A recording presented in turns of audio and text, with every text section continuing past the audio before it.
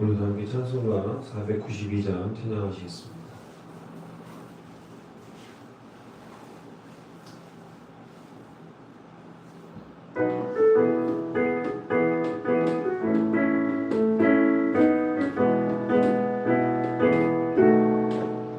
잠시 세상에 내가 살면서 항상 찬송 부르다가 날이 저물어 오라 하시면 영광 중에 나가리. 열린 천국문 내가 들어가 세상 짐을 내려놓고 빛나는 멸류관 받아 쓰고서 주와 함께 길이 살리. 눈물 골짜기 더듬으면서 나의 갈 길 나간 후에 주의 품 안에 내가 안기어 영원토록 살리로다. 열린 천국문 내가 들어가 세상 짐을 내려놓고 빛난 멸류관 받아 쓰고서 주와 함께 길이 살리. 나의 가는 길 멀고 험하며 산은 높고 고른 깊어 고는 나의 몸 쉴 곳 없어도 복된 날이 밝아오리. 열린 천국문 내가 들어가 세상 짐을 내려놓고 빛난 멸류관 받아 쓰고서 주와 함께 길이 살리. 단순 가시고 죽음 없는 날 사모하며 기다리니 내가 그리던 주를 배울 때 나의 기쁨 넘치리라.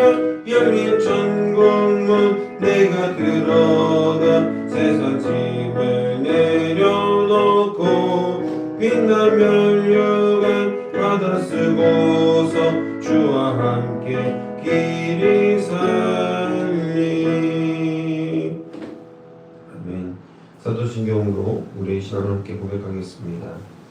나는 전능하신 아버지 하나님 천지의 창조주를 믿습니다. 나는 그의 유일하신 아들 우리 주 예수 그리스도를 믿습니다. 그는 성령으로 잉태되어 동정녀 마리아에게서 나시고 본디오 빌라도에게 고난을 받아 십자가에 못 박혀 죽으시고 장사된 지 사흘 만에 죽은 자 가운데서 다시 살아나셨으며 하늘에 오르시어 전능하신 아버지 하나님 우편에 앉아 계시다가 거기로부터 살아있는 자와 죽은 자를 심판하러 오십니다. 나는 성령을 믿으며 거룩한 공교회와 성도의 교제와 죄인들을 용서받는 것과 몸의 부활과 영생을 믿습니다. 아멘. 오늘 이 시간 하나님께서 우리에게 주신 말씀은 구약성경 창세기 19장 12절로 22절까지의 말씀입니다. 구약성경 창세기 19장 12절로 22절까지 말씀입니다. 우리 다 함께 하나님의 말씀을 받들어 읽겠습니다. 그 사람들이 롯에게 이르되 이 외에 내가 속한 자가 또 있느냐? 내 사위나 자녀나 성중에 내게 속한 자들을 다 성 밖으로 이끌어내라. 그들에 대한 부르짖음이 여호와 앞에 크므로 여호와께서 이곳을 멸하시려고 우리를 보내셨나니 우리가 멸하리라. 롯이 나가서 그 딸들과 결혼할 사위들에게 말하여 이르기를 여호와께서 이 성을 멸하실 터이니 너는 일어나 이곳에서 떠나라 하되 그의 사위들은 농담으로 여겼더라. 동틀 때에 천사가 롯을 재촉하여 이르되 일어나 여기 있는 내 아내와 두 딸을 이끌어내라. 이 성의 죄악 중에 함께 멸망할까 하노라. 그러나 롯이 지체하매 그 사람들이 롯의 손과 그 아내의 손과 두 딸의 손을 잡아 인도하여 성 밖에 두니 여호와께서 그에게 자비를 더하시음이었더라. 그 사람들이 그들을 밖으로 이끌어낸 후에 이르되 도망하여 생명을 보존하라. 돌아보거나 들에 머물지 말고 산으로 도망하여 멸망함을 면하라. 롯이 그들에게 이르되 내 주여 그리 마옵소서. 주의 종이 주께 은혜를 입었고 주께서 큰 인자를 내게 베푸사 내 생명을 구원하시오나 내가 도망하여 산에까지 갈 수 없나이다. 두렵건대 재앙을 만나 죽을까 하나이다. 보소서 저 성읍은 도망하기에 가깝고 작기도 하오니 나를 그곳으로 도망하게 하소서. 이는 작은 성읍이 아니니까 내 생명이 보존되리이다. 그가 그에게 이르되 내가 이 일에도 내 소원을 들었은즉 내가 말하는 그 성읍을 멸하지 아니하리니 그리로 속히 도망하라. 내가 거기 이르기까지는 내가 아무 일도 행할 수 없노라 하였더라. 그러므로 그 성읍 이름을 소알이라 불렀더라. 아멘. 할렐루야.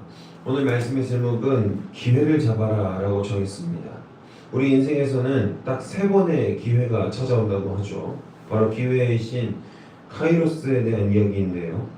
그리스 신화에 따르면 기회의 신은 인생에서 3번 찾아오는데 그 신의 모습은 앞머리가 무성하지만 뒷머리는 대머리로 묘사가 되고 있습니다. 이는 기회의 신이 도망갈 때 왔을 때 잡으라는 의미이고 이미 지나갔을 때는 그 뒷머리로 하여금 못 잡게 하려는 것이고 발과 어깨에는 날개가 있어서 재빠르게 우리 기회가 우리에게 찾아왔을 때 재빠르게 도망치기 위해 그런다고 합니다. 그리고 손에는 저울과 칼이 있어서 그 기회를 신중히 하고 결단하고 잡아야 한다라는 것이죠. 신화이지만 이 신화에는 우리 인생에도 적용될 수 있는 통찰이 우리에게 있습니다. 기회는요, 왔을 때 잡는 것입니다. 어떤 것이 기회인지 분별할 수 있는 우리가 되기를 바랍니다. 하나님께서 주시는 통찰로 말미암아 그리고 하나님께서 허락하시는 그 주님의 은혜를 우리가 온몸으로 흠뻑 빠져서 하나님의 은혜를 알므로 말미암아 주님께서 주시는 기회가 기회인지를 알고 주님께서 우리에게 베풀어 주시는 은혜가 은혜인 줄 알므로 말미암아 주님이 허락하시는 귀한 은혜를 우리가 우리 삶 가운데에서 우리 손으로 성취할 수 있는 그 놀라운 능력과 하나님의 자비하심이 저와 여러분에게 충만히 일어나기를 주님의 이름으로 소망하고 축복합니다. 우리가 어제 말씀에서 나눴던 것처럼 하나님의 명령으로 소돔의 천사들이 등장합니다. 그 천사들은 정오에 나타나서 다음날 일찍 동틀 때까지 소돔을 멸하라는 명령을 받고 온 하나님의 천사들이었습니다.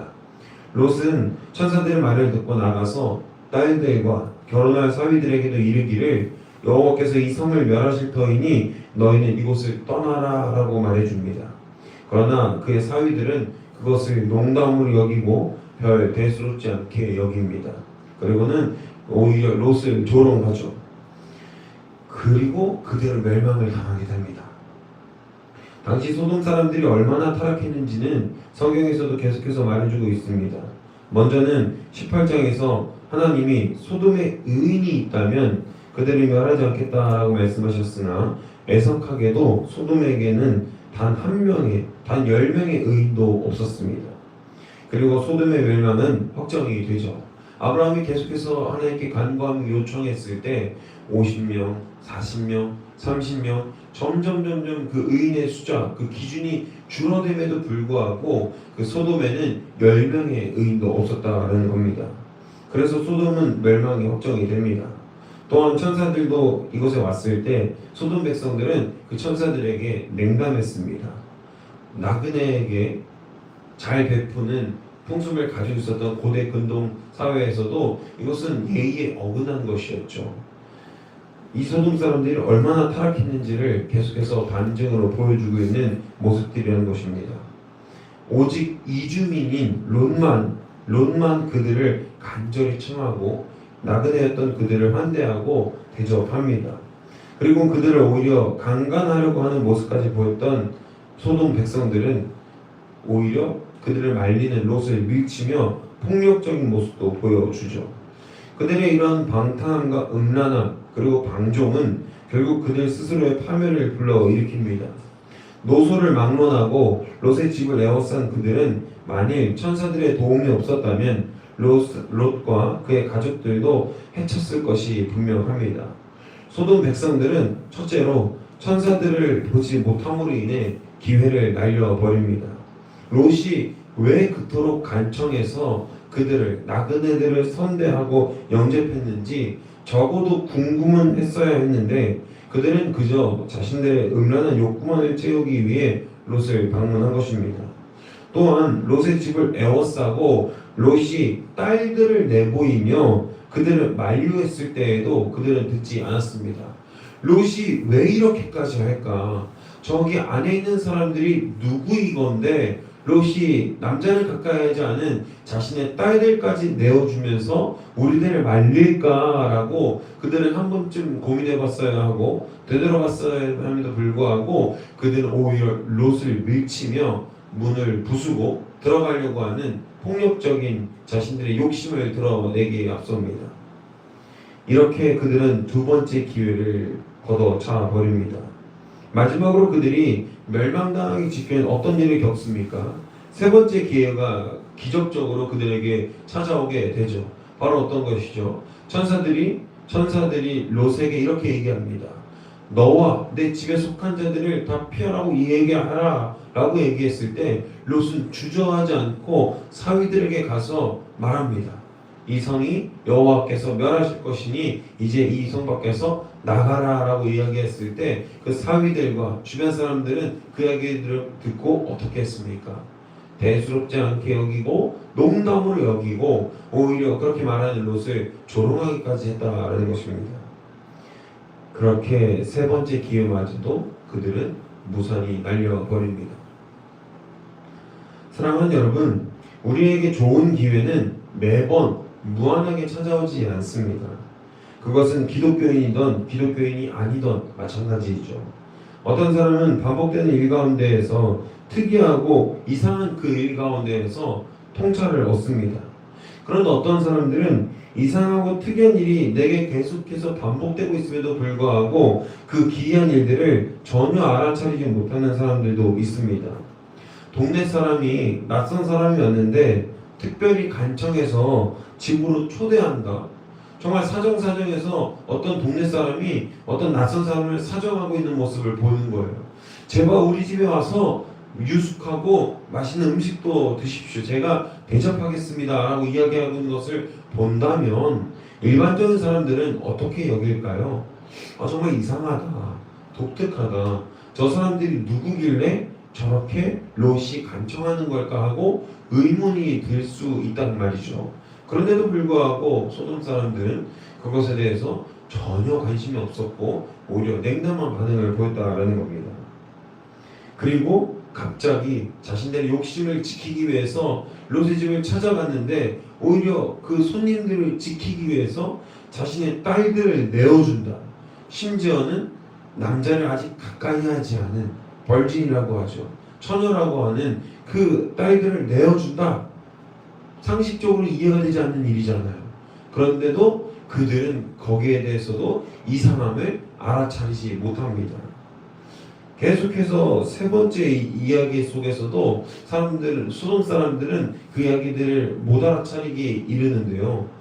롯이 자신의 장인이 될 사람이 갑자기 이 성이 멸망할 거니까 나가라, 이 성 밖에서 나가라 라고 이야기했을 때 완전 정신 나간 소리를 듣고 뭔가 이상한 낌새가 느껴졌을까요? 안 느껴졌을까요?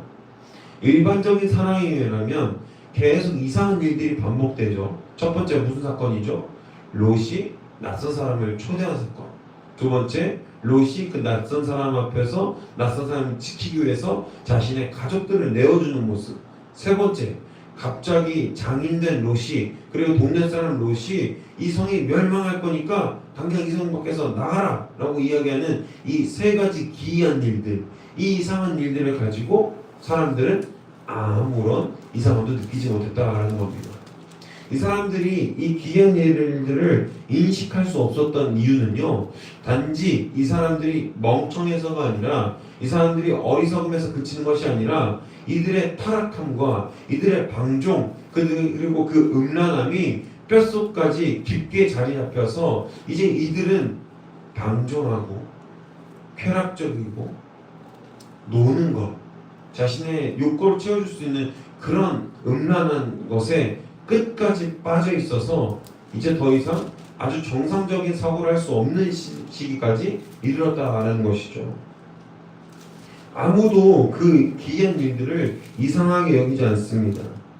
그들의 수준과 통찰력이 음란한 수준에 더러운 욕심에 온전히 사로잡혀서 이제는 정상적인 사고를 할 수 없는 수준에까지 이르렀다는 것을 의미하죠. 진리를 말해도 알아들을 수 없는 상태가 되는 겁니다.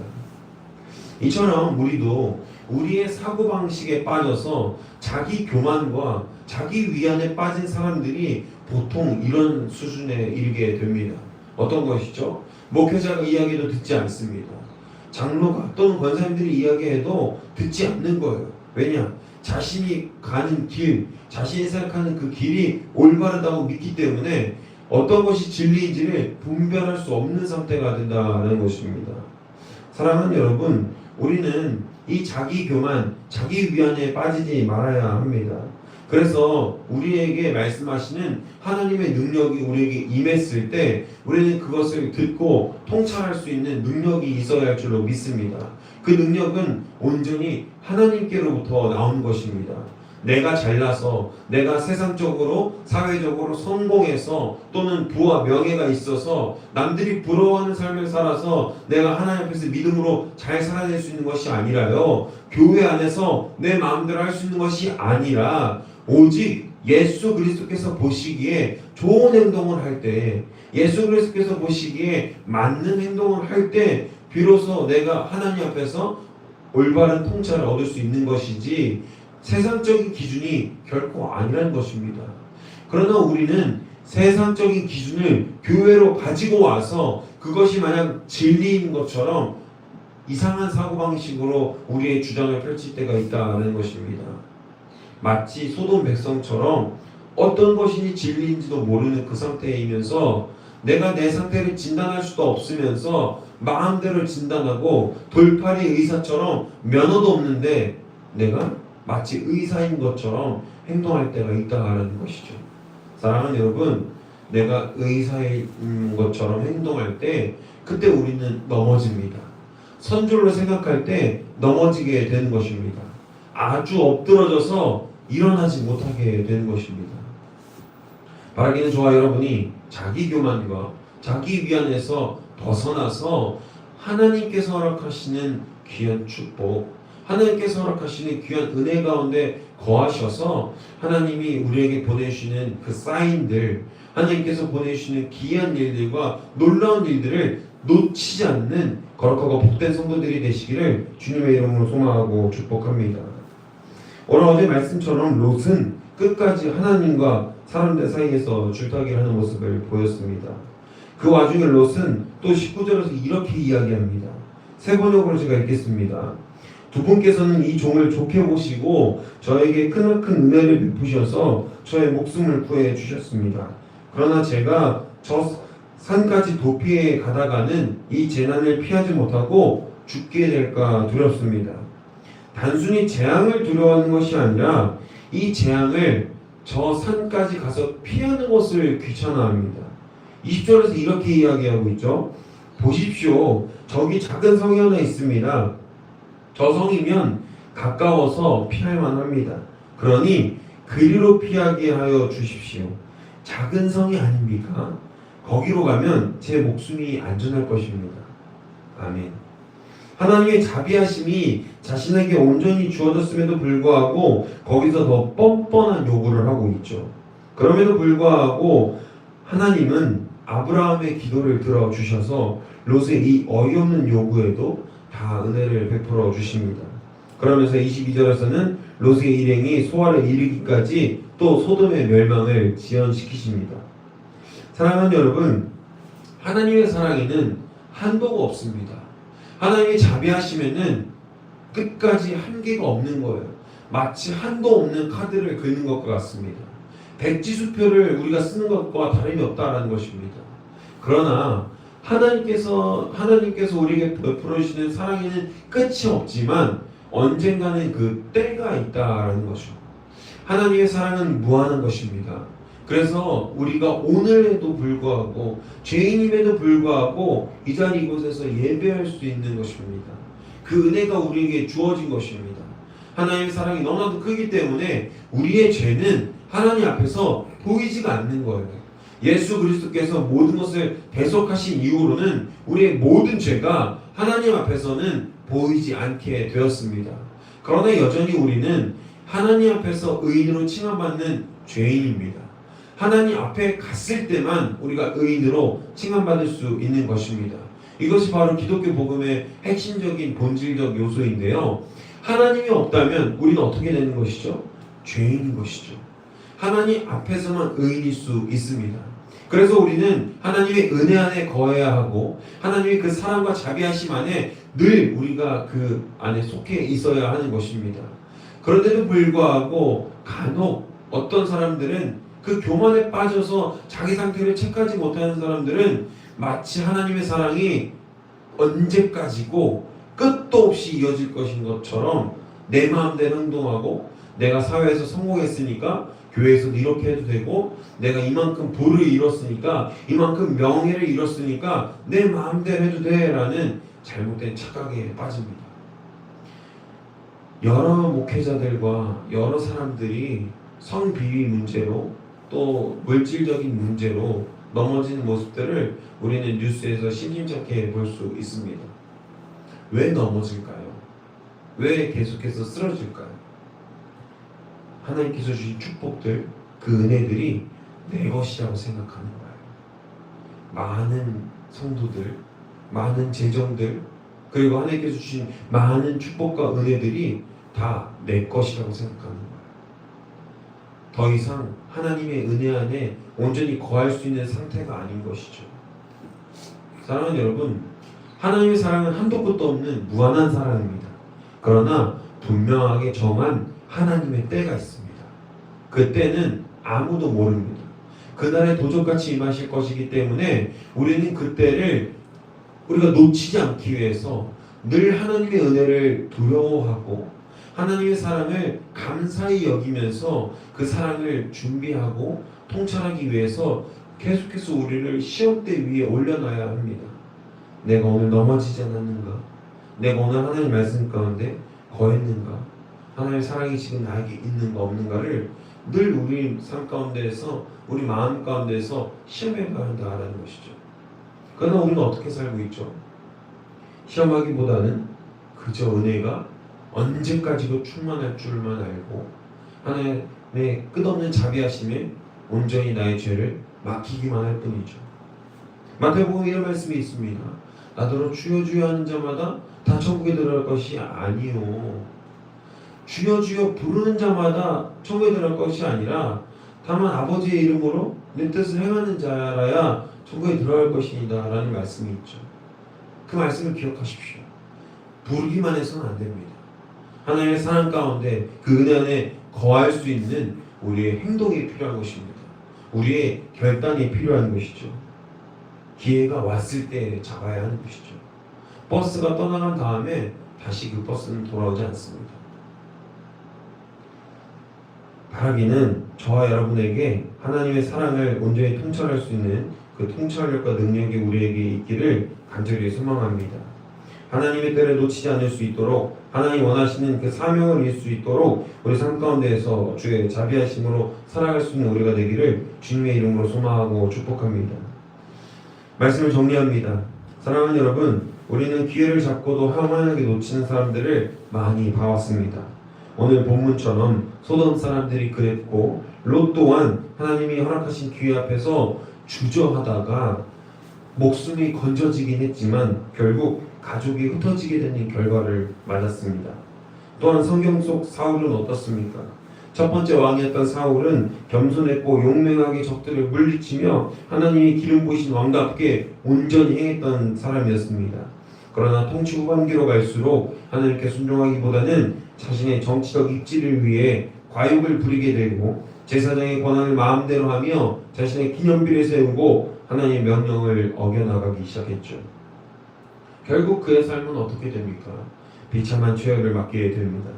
하나님이 주신 기회와 그 사랑, 그 자비는 영원한 것입니다. 그러나 어느 때까지인지는 아무도 알 수가 없습니다. 그래서 기회가 왔을 때 잡아야 하는 것입니다. 이 교회 안에 있을 때 하나님의 말씀을 잡아야 하는 것입니다. 그리고 또한 나를 통하여서 모르는 사람들이 내가 뭐길래 갑자기 예수 그리스도를 왜 전하지? 저 추운 데에도 왜 밖에 나가서 그렇게 예수 그리스도를 전하고 교회 다니세요, 예수님 믿으세요를 왜 전하는지를 우리가 깨달아야 합니다.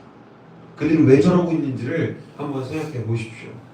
미쳤다고 이 엄동설안에 영하 10도가 넘는 날씨에 나와서 전도하고 교회 나오라고 예수 그리스도 믿으라고 왜 이야기하겠습니까? 저들이 교회에 나오는 것, 내가 믿지 않는 사람인데 어떤 사람이 전도를 받고 전도지를 받고 교회에 나가는 일, 저들에게 하등 도움되는 일이 없습니다. 이익되는 일이 없어요. 여러분들이 갑자기 안 믿던 사람들이 교회 나가면 갑자기 그 사람들한테서 물질이 나옵니까? 돈이 나옵니까? 어떤 풍요와 부와 명예가 나옵니까? 아무것도 없습니다. 그런데도 불구하고 단지 내가 먼저 받은 그 사람을 전하기 위해서 그 일들이 진행하고 있다는 겁니다. 기회가 왔을 때 잡는 우리가 되기를 바랍니다. 그래서 여러분들 삶 가운데에서 기이하고 특이한 일이 왔을 때 믿음으로 성취하고 또 통찰력과 능력으로 하나님 말씀과 사랑과 자비하심을 온전히 붙들 수 있는 저 여러분이 되시기를 주님의 이름으로 소망하고 축복합니다. 기도하겠습니다. 사랑해 주님 감사합니다. 주님 이 시간 주님의 자비하심과 사랑이 놀랍고 큰 것을 우리가 믿고 깨닫습니다. 아버지 이 시간 그리스도의 사랑을 노래하오니 우리가 그 사랑이 언제까지고 나에게 끝까지 이어질 것이라는 착각 속에 빠져나와서 자기 교만과 자기 위안에 빠져 있었다면 이제는 그리스도의 능력과 그리스도의 통찰을 우리에게 허락하셔서 우리가 나의 교만과 나의 위안에 빠져 있어서 하나님을 못 보고 하나님께서 허락하신 그 찬스들을 놓쳐버리는 것이 아니라 나에게 온 기회를 소중하게 여기고 하나님의 말씀 가운데 온전히 거할 수 있는 우리가 될 수 있도록 주님 붙드시고 인도하여 주시옵소서. 감사드리며 이 모든 말씀 우리 예수 그리스도의 이름으로 기도합니다. 아멘. 사랑해 주님 감사합니다. 주님 이 시간 우리가 엉망과 온 뜻으로 예배하기 원합니다. 주님 아버지 우리의 마음이 주님을 바라기 원하고 주님을 따르기 원하오니 주님 우리의 마음이 주님께로 확정되었사오니 우리가 우리의 시간을 헛되이 보내지 아니하고 하나님께서 허락하신 귀한 은혜를 맛보아할 수 있는 귀한 능력들을 우리가 허락하여 주시옵소서. 그 은혜가 우리에게 있습니다. 그 은혜를 우리에게 더하여 주시고 하나님께서 허락하신 귀한 사명과 소망을 우리가 온전히 주님의 사랑으로 성취하고 이뤄낼 수 있도록 인도하여 주시옵소서. 아버지 우리 마음이 주님을 바라봅니다. 우리 지역사회와 다음 세대가 주님을 바라보기 원하오니 주님 우리 마음이 우리 마음과 생각과 뜻으로 밝혀지는 것이